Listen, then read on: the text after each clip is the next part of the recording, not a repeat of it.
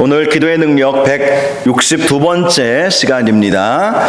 이스라엘아 내 하나님 여호와께 돌아오라. 이스라엘아 내 하나님 여호와께 돌아오라 라는 제목으로 호세아서 마지막 장이죠. 호세아서 14장 1절에서 9절 말씀 함께 말씀을 나누도록 하겠습니다. 잘 아시겠지만 예수님께서 공생의 사역을 시작하시면서 선포하셨던 말씀이 회개하라 천국이 가까이 왔느니라 였습니다. 예수님의 이 선포는 회개해야 하나님 나라 백성으로 살아갈 수 있다는 것이죠. 회개하라 천국이 가까이 왔느니라. 회개함으로 하나님 나라 백성, 하나님 나라의 자녀된 삶을 살아가라 라는 말씀인 것입니다. 어떤 글을 보니까 어떤 목사님이 이 회개에 대해서 이런 글을 썼더라고요. 처음에는 제가 좀 오해를 했습니다. 이분이 회개에 대해서 이렇게 표현을 했어요. 회개란 정권 교체다. 굉장히 민감한 말이죠. 회개란 정권 교체다. 자, 이 말의 의미가 무엇이냐면 지금까지는 내가 나를 다스려 왔다는 것이죠. 내가 나의 주인이었고 내가 왕이었다는 것입니다. 그런데 내가 다스리던 나의 나라는 늘 나에게 실망을 안겨주었고 한숨만 나오게 했고 허무와 불안감으로 만족함을 느끼지 못하며 살게 했다는 것이죠. 그래서 어느 날 나를 다스리는 나의 자리를 내려놓기로 결심을 한 것입니다. 내가 다스리는 나라의 정권을 바꾸기로 결심을 한 것이죠. 내가 주인이 아니라 하나님을 나의 왕으로 모시기로 작정을 하는 것, 그것이 바로 회개다라고 말씀을 하는 것입니다. 그럴 때 내가 나를 다스릴 때와는 달리 하나님께서 나를 다스리심으로 나에게 그동안 있었던 실망과 한숨과 허무와 불안함이 다 물러가게 된다는 것입니다.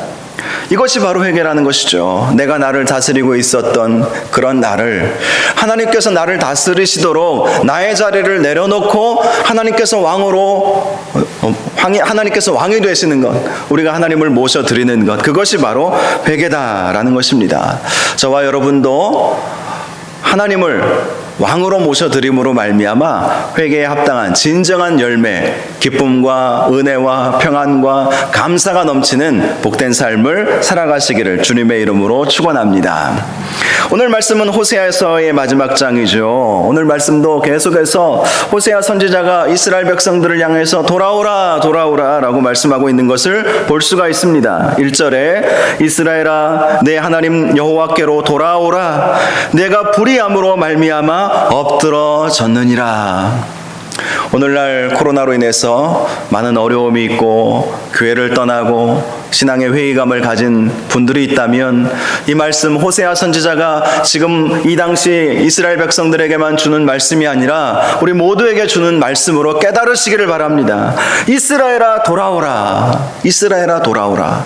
여기서 말하는 이스라엘은 혈통적 이스라엘만을 말하는 것이 아닙니다. 여러분 이스라엘의 역사를 보면요, 실제 유대인들은요 혈통으로 유대인을 따지지 않았어요.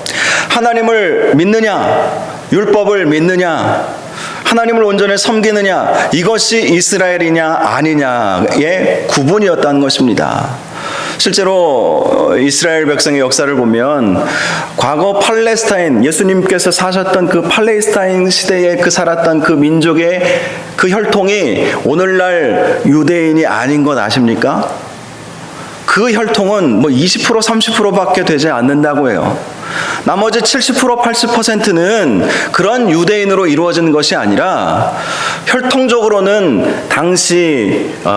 이 당시에 예수님 당시뿐만 아니라 이 호세아 선지자가 활동했던 이 이스라엘 백성들의 혈통을 이어받은 것이 아니라 하나님을 나의 구주로 영접하고 하나님을 온전히 섬기는 그런 사람들, 하나님께로 살기로 결단한 그런 사람들이 다 유대인이 되었다는 것입니다. 이스라엘 백성이 된 거예요. 실제로 지금 이스라엘 백성들을 구성하고 있는 그 종족이 당시 팔레스타인은 아시안 사람들이고요. 그리고 이 북아프리카와 이 중동 지역에 이런 뿌리를 두고 있죠. 그런데 아시겠지만 지금 유대인들 거의 대부분 백인 아닙니까? 원래 이 예수님도 백인이라고 볼 수 없어요. 아시안이에요, 아시안. 북아프리카와 중동에 있는 그러한 뿌리를 두고 있는 혈통적으로는 그렇다는 것이죠. 그러므로 이스라엘아 이스라엘아 라고 말씀하실 때, 유대인들을 향한 그 하나님의 말씀을 들을 때 혈통적으로 역사적으로 과거 2000년 전에 살았던 그들에게만 주시는 말씀이 아니라 영적 이스라엘, 사도 바울이 영적 이스라엘이라고 말씀하지 않았습니까? 영적 이스라엘, 하나님을 섬기기로 결단하고 하나님을 섬겨나가고 있는 그런 사람들을 향해서 하나님은 계속해서 말씀을 하시는 것입니다. 오늘 말씀도 그렇게 우리가 이해할 필요가 있는 것이죠. 이스라엘아, 내 하나님 여호와께로 돌아오라. 본래 하나님의 자녀가 바로 이스라엘 아닙니까? 이스라엘이라고 하는 이름 자체가 하나님의 자녀예요. 하나님의 백성이에요. 그런데 그들이 하나님을 떠나버린 것이었습니다.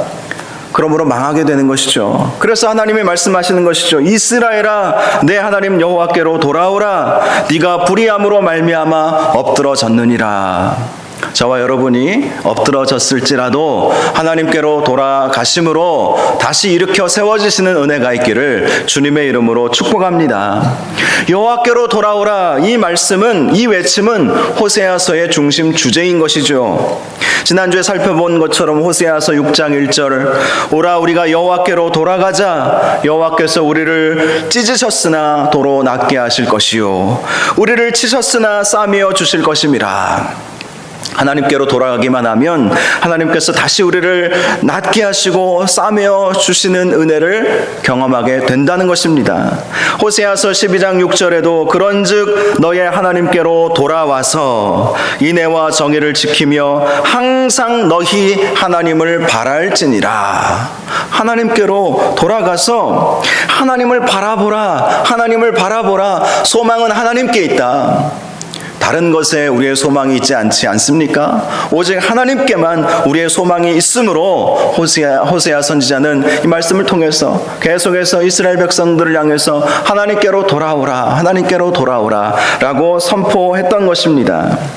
특별히 오늘 본문 2절 말씀을 보면 어떻게 하나님께로 돌아갈 수 있는지 말씀해 주고 있습니다. 세 가지를 말씀해 주고 있는데요. 첫 번째는 2절 말씀을 보니까 너는 말씀을 가지고 여호와께로 돌아와서 라고 말씀하고 있어요. 하나님께로 돌아가는 방법 중에 하나가 바로 하나님의 말씀을 가까이 하는 것입니다. 하나님의 말씀을 가지고 있는 것입니다. 하나님 말씀으로 나아가는 것, 이것이 바로 하나님께로 돌아가는 것이다. 그동안에는 세상의 지식에 기대어 살았을지라도 하나님 말씀만이 나의 삶의 기준이고 하나님 말씀만이 나를 살리는 것임을 믿고 말씀을 가까이 하고 말씀을 가지고 하나님 앞에 나아가야 한다라고 말씀을 하시는 것이죠. 말씀만이 살 길임을 믿으시기 바랍니다. 말씀만이 살 길인 것입니다. 시편 1편에서 2절 3절 말씀, 복 있는 사람에 대해서 이렇게 말씀하지 않습니까? 오직 여호와의 율법을 즐거워하여 그의 율법을 주야로 묵상하는도다. 이것이 말씀을 가지고 가는 것이죠. 말씀을 가지는 삶입니다. 하나님 말씀이 즐거운 거예요. 즐거워서 주야로 아침 저녁으로 묵상하는 것입니다. 말씀만이 나를 회복시키기 때문에, 말씀만이 살 길이기 때문에 말씀을 가지고 가는 거예요. 그렇게 하나님 말씀을 즐거워하고 그 율법을 주야로 묵상하게 되면 3절에 이렇게 말씀합니다. 그는 시냇가에 심은 나무가 철을 따라 열매를 맺으며 그 잎사귀가 마르지 아니함 같으니 그가 하는 모든 일이 다 형통하리로다.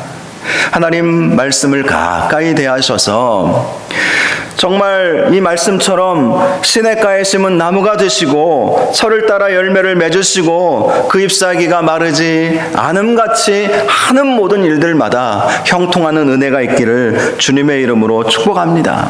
하나님 말씀은 정말 우리를 사는 길로 인도해 주시지 않습니까? 시편 119편 105절에도 주의 말씀은 내 발의 등이요 내 길의 빛이니이다. 아무리 우리가 어두운 골짜기로 다닐지라도 하나님 말씀 붙잡고 있으면 그 말씀이 내 발의 등이 되어주시고 내가 가는 길에 빛이 되어주신다. 방향을 알려주신다. 이 말씀을 해주시는 것입니다. 하나님 말씀을 붙잡고 사시면 어떻게 살아가야 하는지 하나님께서 다 알려주시는 것이죠. 포스트 모던 시대라고 하지 않습니까? 현대의 가장 큰 특징은 진리가 없다는 거예요. 기준이 없다는 거예요. 모든 사람들이 자기 소견에 옳은 대로 살아가고 있습니다. 그런데 그렇게 살아가다가 지금 어떻게 되었습니까? 나라와 민족을 보십시오. 온 세상을 보십시오. 사람들마다 자기 생각에 옳은 대로 살아가다가 다 허무함에 빠져버리고 있지 않습니까? 코로나 바이러스, 눈에 보이지도 않는 그 바이러스 하나 때문에 온 세상이 멈춰버렸어요. 그래서 어떤 분들이 코로나 시대가 끝이 나면 더 사람들은 공허함에 빠질 것이다, 이렇게 예견을 합니다. 인간이 할 수 있는 것이 없다는 것을 몸소 체험하게 되었기 때문인 것이죠. 그런데 저와 여러분은 하나님 말씀을 가까이 함으로 허무함, 공허함에 빠지지 마시기 바랍니다. 하나님 말씀이 우리의 기준이기 때문에 다시 한번 그 말씀 붙잡고 하나님께로 나아가기만 하면 하나님은 우리를 회복시켜 주시고 풍성한 하나님의 은혜를 부어주신다는 사실을 기억하시기를 바랍니다. 히브리서 4장 12절 말씀, 하나님의 말씀은 살아있다고 말씀하고 계세요. 살아있고 활력이 있어. 예전 개혁성경에는 능력이 있어, 이렇게 말씀하고 있지 않습니까? 하나님 말씀은 살아있고 능력이 있습니다. 죽은 영혼도 살리시는 하나님의 말씀이신 것이죠. 좌우의 날선 어떤 검보다도 예리하여 혼과 영과 및 관절과 골수를 찔러 쪼개기까지 하며 또 마음의 생각과 뜻을 판단하신다고 말씀하고 있지 않습니까? 이 말씀을 깊이 묵상해 보면 이런 의미를 가지고 있어요. 하나님 말씀이 살아있고 활력이 있는데 하나님께서 이 말씀을 통해서 어떻게 역사하시나? 바로 우리의 혼과 영을 찔러 쪼개신다는 것이죠. 찔러 쪼개심으로 마치 수술하시는 것과 같이 말씀을 통해서 우리의 영과 혼을 찔러 쪼개심으로 우리의 영혼을 깨우시는 것입니다. 살리시는 것이죠. 또 관절과 골수도 찔러 쪼개기까지 하신다고 말씀하고 있어요. 우리 육신을 이루고 있는 가장 중요한 뼈대가 관절과 골수예요. 골수. 척추에 흐르는 골수 있지요. 관절과 골수를 찔러 쪼개기까지 한다. 이것은 우리가 아무리 병들어 죽게 되었어도 말씀의 능력으로 되살아날 수 있다는 것을 말씀하는 것 아니겠습니까? 마른 뼈도 하나님께서 되살리지 않으셨습니까? 에스겔 선지자에게 보여주신 환상입니다. 그것은 그냥 환상만이 아니라 실제로 그러한 역사가 일어나게 된다는 거예요. 말씀으로 치유받을 수 있다는 것이죠. 말씀으로 살아날 수 있다는 것이죠. 저와 여러분이 몸이 아프시고 또 마음이 힘드시고 그럴 때 말씀을 가까이 대하시기 바랍니다. 하나님은 이 천지를 말씀으로 창조하셨잖아요. 없는 것도 있게 만드신 하나님의 말씀의 능력, 그러므로 우리의 고장난 육신이라 할지라도 우리 하나님께서 말씀으로 새롭게 하실 수 있지 않겠습니까? 말씀의 능력을 우리가 믿고 나아가야 한다는 거예요. 또 우리의 마음의 생각과 뜻도 판단을 해 주신다는 거예요. 판단하신다. 다 아시는 것이고 또 마음의 생각과 뜻을 하나님께서 조정해 주신다는 것이죠. 그래서 정말 하나님의 뜻이 무엇인지, 어떻게 사는 것이 옳은 마음이고 옳은 생각인지 깨달을 수 있도록 지혜를 허락하여 주신다는 것 아니겠습니까? 사랑하는 여러분, 저와 여러분이 하나님 말씀을 가지고 여호와께로 돌아가시기 바랍니다. 여호와께로 나아가시기 바랍니다. 하나님 말씀으로. 두 번째 본문 말씀을 보면 이렇게 말씀합니다. 모든 불의를 제거하시고 선한 바를 받으소서. 이 말씀은 회개함으로 하나님 앞에 나아가야 한다라는 것이죠. 회개함으로. 그래서 우리의 모든 불의를 하나님 제거하여 주옵소서. 모든 불의가 제거되면 선한 것만 남지 않겠습니까? 그래서 나의 선한 바를 받으소서, 이렇게 말씀을 하시는 거예요. 회개함으로 하나님 앞에 나아가라. 깨끗함으로 나아가라. 에스겔서 18장 30절 말씀을 보면 주 여호와의 말씀이니라. 이스라엘 족속아, 내가 너희 각 사람이 행한 대로 심판할지라. 너희는 돌이켜 회개하고 모든 죄에서 떠날지어다. 그리한즉 그것이 너희에게 죄악의 걸림돌이 되지 아니하리라. 돌이켜 회개하고 모든 죄에서 떠나게 되면 그것이 우리의 걸림돌이 되지 않고 하나님과 만날 수 있도록, 하나님과 영적인 교통을 할 수 있도록 이 회개가 그러한 역사를 이루신다는 것입니다. 그래서 이 회개가 얼마나 중요한지 예수님께서 이런 말씀을 해주셨죠. 누가복음 15장 7절 말씀을 보니까 내가 너희에게 이르노니 이와 같이 죄인 한 사람이 회개하면 하늘에서는 회개할 것이 없는 의인 99으로 말미암아 기뻐하는 것보다 더하리라. 죄인 한 사람이 회개하고 주님 앞으로 나아가는 것, 하나님께서 너무나도 기뻐하신다는 거예요. 천국에서 의인 99으로 말미암아 기뻐하는 것보다 더 하나님께서 기뻐하신다는 것입니다. 회개하는 것을 얼마나 하나님이 기뻐하시는지 모른다는 거예요. 회개할 것이 참 많지 않습니까? 돌이켜보면 회개할 제목이 한두 개가 아닌 것입니다.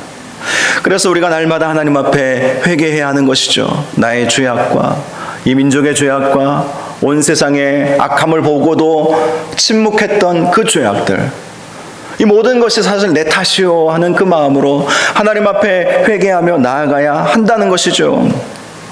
베드로후서 3장 9절 말씀을 보면 우리 주님의 재림이 늦으시는 이유도 회개할 사람을 기다리고 계시기 때문이라고 말씀하고 있지 않습니까? 주의 약속은 어떤 이들이 더디다고 생각하는 것 같이 더딘 것이 아니라, 여기서 말하는 주의 약속은 주님의 재림의 약속을 말하는 거예요.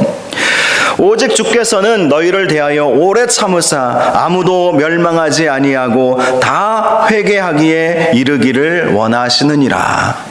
주님이 늦게 오시는 것처럼 보이지만 그 이유가 있다는 것이죠. 그 이유가 무엇입니까? 모든 사람들이 멸망하지 않고 회개하기를 기다리고 계신다. 물론 우리 주님의 기다리심은 무한정 기다리시지는 않을 거예요. 그 기한이 분명히 계시겠지만 하나님의 마음을 우리는 발견할 수 있지 않습니까? 죄인 한 사람이라도 주님 다시 오시기 전에 회개하여 구원받기를 원하시는 건 한 사람이라도. 쉰들러 리스트라고 하는 그런 영화가 있었죠. 실화라고 하지 않습니까?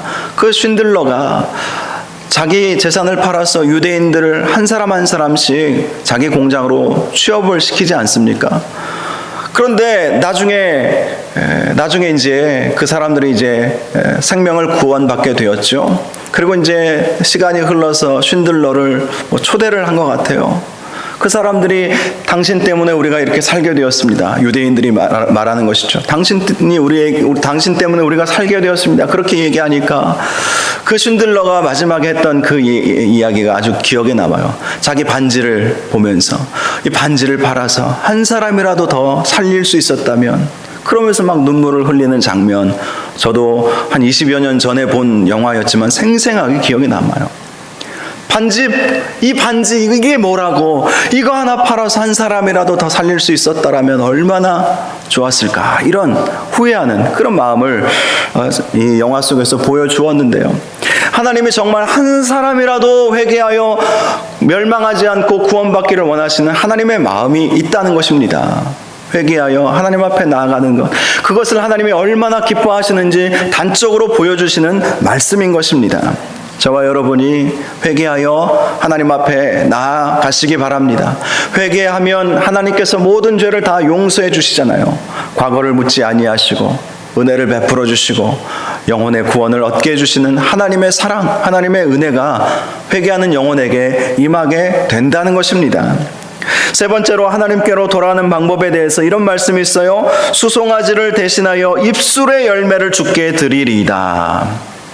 이것은 찬양을 말하는 것입니다. 찬양함으로 하나님께로 나아가는 것, 하나님께로 돌아가는 것, 무엇입니까? 우리의 입술의 열매, 찬양함으로 하나님 앞에 나아가야 한다라는 것입니다. 이사야서 43장 21절, 이 백성은 내가 나를 위하여 지었나니 나를 찬송하게 하려 함이니라.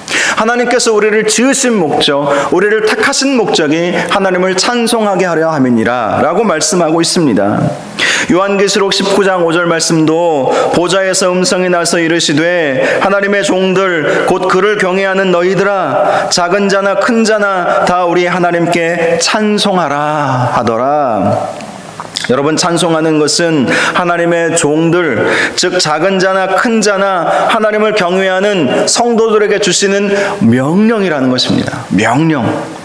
찬송하는 것은 하나님께서 우리를 지으신 목적이고, 찬송하는 것은 하나님의 자녀들이 마땅히 해야 할 하나님의 명령이라는 것을 알 수가 있습니다.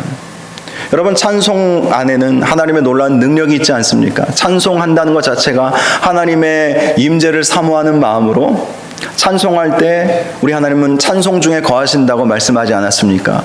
그래서 사무엘상 16장 말씀을 보면 찬송할 때에 악령이 떠나가는 역사도 있지 않았습니까? 사울이 악령에 시달릴 때에 다윗을 불러서 수금을 타게 하지 않습니까? 그것은 하나님을 찬양하게 한 거예요. 그러자 사울에게 임했던 악령이 떠나가는 역사가 있었던 것이죠. 왜 그러한 역사가 일어나게 될까요? 하나님을 찬양할 때 찬송 중에 거하시는 하나님이시기 때문에, 하나님이 임재하시면 마귀는 설 자리가 없죠. 마귀는 떠나가게 되어 있기 때문인 것입니다. 그래서 찬송할 때 악한 마귀가 우리를 틈타지 못하는 거예요. 날마다 찬송하는 삶을 살아갈 때 주님의 임재를 경험할 뿐만 아니라 마귀와 싸워 이기게 되는 놀라운 역사도 있게 된다고 말씀하고 있습니다.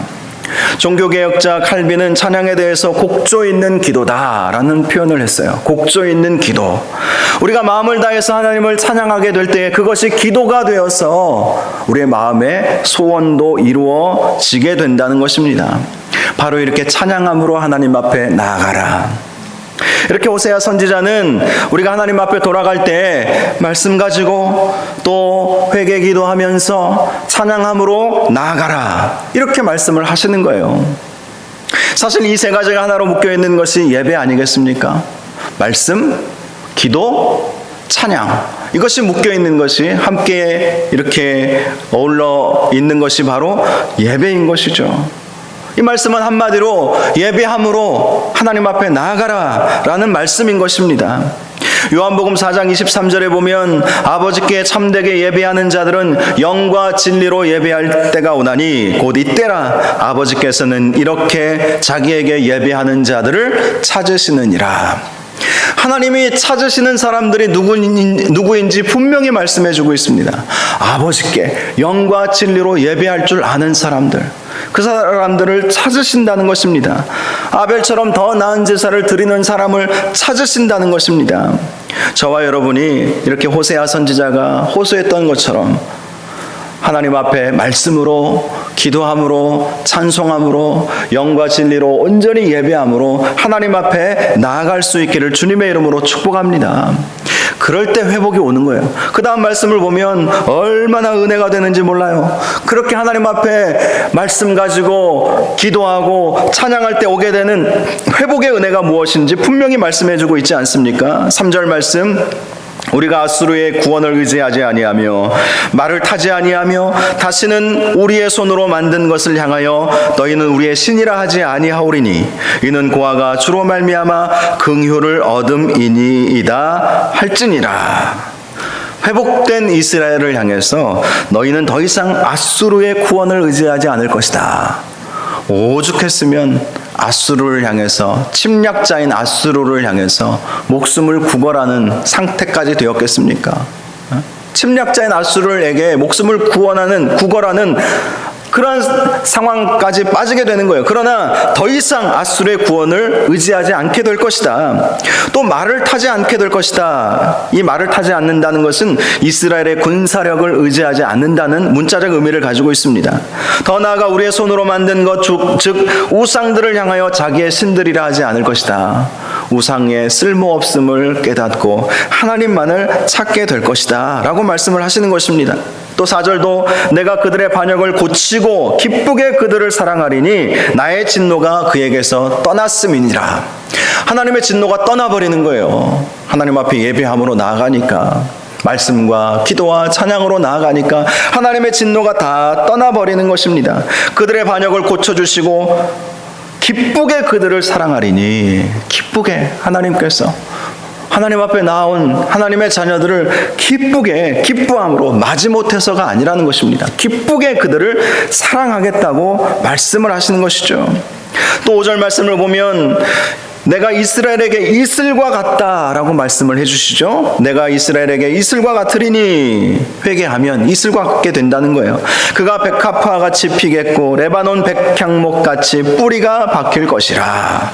이슬은 생명에 필요한 수분을 말하는 것이죠. 바로 하나님께서 그들의 생명에 꼭 필요한 존재가 되어 주시겠다라고 약속을 하신 것입니다. 그 결과 이스라엘이 백합화같이 필 것이다. 레바논 백향목같이 뿌리가 박히게 될 것이다. 결코 뽑히거나 상하지 않게 해 주시겠다라는 말씀인 것입니다. 다시는 뽑히지 않겠다. 레바논 백향목은 당대 최고의 목재였다고 합니다. 당신은 나무가 어떤 건물을 지을 때 가장 필요한, 가장 주요한 수단이 나무 아니겠습니까? 그런데 레바논의 백향목은 가장 귀하고 가장 값비싸고 가장 단단한 재질이었다는 것이죠. 바로 그렇게 하나님께로 돌아가기만 한다면 하나님께서 최고의 제목으로 다시 너희들을 써주겠다라고 말씀을 해주시는 것입니다. 또 6절을 보면 그의 가지는 퍼지며 그의 아름다움은 감람나무와 같고 그의 향기는 레바논 백향목 같으리라 라고 말씀을 해주셨습니다. 하나님께로 돌아가기만 한다면 감람나무와 같이 그의 가지가 퍼지고 아름답게 된다. 가지가 퍼진다는 것은 풍성한 은혜, 번영, 축복을 말하는 것이죠. 또 감람나무와 같이 아름답게 된다. 아름답게 된다. 감람나무는 올리브 열매를 내는 나무 아닙니까? 올리브 나무가 감람나무예요. 그 감람나무에 열매들이, 올리브 열매들이 가득 맺히는 거예요. 그러니 감람나무에 열매가 없으면 참 보잘것없는 나무이겠지만 열매가 그렇게 풍성하게 맺히니 아름다운 나무가 되어 버리는 것입니다. 또 더 나아가 그 향기도 레바논 백향목같이 될 것이다. 여러분, 이 올리브는 향기가 별로 이렇게 나지 않죠. 아시겠지만. 그런데 그 하나님께서 만들어주시는 아름다운 감람나무의 향기는 백향목처럼 아름다운 향이 나게 된다고 말씀을 해주시는 거예요. 이 말씀의 의미를 묵상해 보니까 이런 의미로 저에게 다가왔어요. 한마디로 기대 이상의 은혜와 복이 임하게 될 것이다. 기대 이상의 복과 은혜가 임하게 될 것이다. 향이 없는 나무에 향기까지 더하여 주신다고 하니 얼마나 좋습니까? 자, 7절에 보면 이렇게 말씀합니다. 그 그늘 아래 거주하는 자가 돌아올지라. 그들은 곡식같이 풍성할 것이며 포도나무같이 꽃이 필 것이며 그 향기는 레바논의 포도주같이 되리라. 곡식과 같이 풍성한 은혜, 포도나무같이 꽃이 피며 레바논 포도주와 같이 향기를 내는 극상품의 포도가 되도록 만들어 주신다는 것이죠. 누구에게요? 그 그늘 아래 거주하는 자가 돌아와서. 그 그늘은 하나님의 날개, 하나님의 은혜, 하나님 품을 말하는 것이죠. 하나님께로 돌아가면 바로 이러한 은혜와 이러한 축복, 곡식같이 풍성할 것이고 포도나무같이 꽃이 필 것이고 극상품의 포도주와 같이 되어 버릴 것임을 말씀을 하시는 것입니다. 또 8절을 보면 이렇게 말씀합니다. 에브라임의 말이 내가 다시 우상과 무슨 상관이 있으리요. 내가 그를 돌아보아 대답하기를 나는 푸른 잣나무 같으니 네가 나로 말미암아 열매를 얻으리라. 에브라임이 이렇게 말한다는 거예요. 에브라임이 이스라엘을 말하는 것이죠. 내가 다시 우상과 무슨 상관이 있으리요. 완전한 회복이 되니까 우상은 완전히 그들의 생각에서 다 떠나버렸던 것입니다. 그러자 하나님이 말씀하시는 것이죠. 나는 푸른 잣나무 같으니 네가 나로 말미암아 열매를 얻으리라. 하나님께로 돌아가면 네가 나로 말미암아 열매를 얻게 된다. 이렇게 말씀을 해주시는 것입니다. 나는 푸른 잣나무 같으니 네가 나로 말미암아 열매를 얻으리라.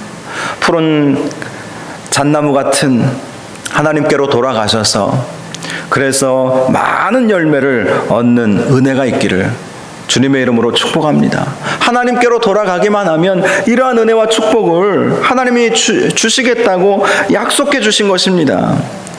마지막 9절에 보면 상반절에 이렇게 호세아 선지자가 묻습니다. 누가 지혜가 있어 이런 일을 깨달으며 누가 총명이 있어 이런 일을 알겠느냐. 지금 이스라엘이 회복되기 전에 망해가는 그러한 때에 하나님께서 호세아 선지자에게 말씀을 주셨고 호세아 선지자가 지금 선포하고 있지 않습니까? 누가 지혜가 있어 이러한 일을 그동안 호세아 선지자가 선포했던 이 일을 깨닫고 누가 총명이 있어서 이 일을 알 수 있겠느냐? 누가 이러한 놀라운 회복과 기적을 경험할 수 있겠느냐? 이런 말씀인 것이죠. 자, 9절 하반절을 보면 호세아 선지자가 이렇게 말씀합니다. 여호와의 도는 정직하니 의인은 그 길로 다니거니와 그러나 죄인은 그 길에 걸려 넘어지리라. 여러분, 하나님 말씀을 통해서 이러한 회복이 온다. 이런 말씀을 해주시는데요. 하나님 말씀, 여호와의 도 앞에서 어떤 사람은 그 길로 다니는 사람이 있고 어떤 사람은 그 길에 걸려 넘어지는 사람들이 있다고 말씀을 하십니다. 하나님께서 회개를 선포하셨고 회복의 말씀을 주셨는데 어떤 사람은 그 말씀을 전적으로 믿고 전적으로 순종하고 그 말씀만이 나를 살리고 그 말씀만이 회복의 원천이 되고 그 말씀만이 나의 무너진 모든 상황들을 회복시킬 것이라고 믿는 사람들은 그 길로 다니게 될 것입니다. 저는 저와 여러분이 정말 하나님의 말씀이 진리인 줄로 믿고 하나님 말씀이 뭐라고 말씀하시는지 그 말씀을 온전히 깨닫고 그 길로 말씀의 길로 말씀이 증거하시고 가리키는 그 길로 말씀이 향하는 그 길로 저와 여러분이 나아갈 수 있기를 바랍니다. 바로 그런 사람들이 이 호세아 선지자가 선포했던 이 말씀을 깨닫고 회복의 은혜를 경험하게 된다는 것이죠. 어떤 사람들은 그러나 안타깝게도 그 길에서 걸려 넘어지는 사람들이 있다는 거예요. 하나님 말씀을 아무리 선포해도 들을 귀가 열리지 않은 것이죠. 들을 마음이 아예 없는 것이죠. 그러니 회복의 말씀이 선포되었음에도 불구하고 어떻게 하면 다시 살아날 수 있는지 하나님께서 분명히 말씀해 주셨음에도 불구하고 그 말씀을 온전히 깨닫지 못하는 사람들, 오히려 그냥 그 길에 걸려 넘어지는 사람들이 많이 있을 수 있다는 것입니다. 저와 여러분은 넘어지지 않고 하나님께서 말씀하시는 그 길대로 걸어가시기를 바랍니다. 그러면 그 길이 여러분의 삶의 평탄대로가 될 줄로 믿습니다. 우리를 평안한 길로, 은혜의 길로, 회복의 길로 하나님의 말씀이 우리를 안내해 주실 것입니다. 특별히 코로나를 살아가면서 하나님 말씀 가운데 더 우리가 가까이 나아가시기를 바랍니다. 하나님 말씀 붙잡고 살면 이 위기도 이겨낼 거예요. 제가 기도하면서 하나님께서 주시는 깨달음 중에 하나는요, 이 코로나를 어떻게 살아내느냐에 따라서 애프터 코로나라고 그러잖아요. 포스트 코로나, 애프터 코로나 이런 말을 쓰는데요. 코로나 이후 시대는 완전히 달라질 것입니다. 하나님이 시험해 보시는 때 아니겠습니까? 환란이 있을 때 너희가 어떻게 하나 보자. 저는 이 코로나 상황이 하나님의 테스트, 시험 중에 하나라고 그렇게 생각이 들 때가 많아요. 어떻게 하나 하나님께서 지켜보시는 것이죠. 마치 아브라함에게 아들 이삭을 바칠 수 있겠느냐 라고 물어보셨던 것처럼 이런 코로나 상황 속에서도 나를 끝까지 붙잡고 살 수 있겠느냐, 너 믿음 흔들리지 않겠느냐, 내가 너에게 준 그 말씀 붙잡고 살 수 있겠느냐.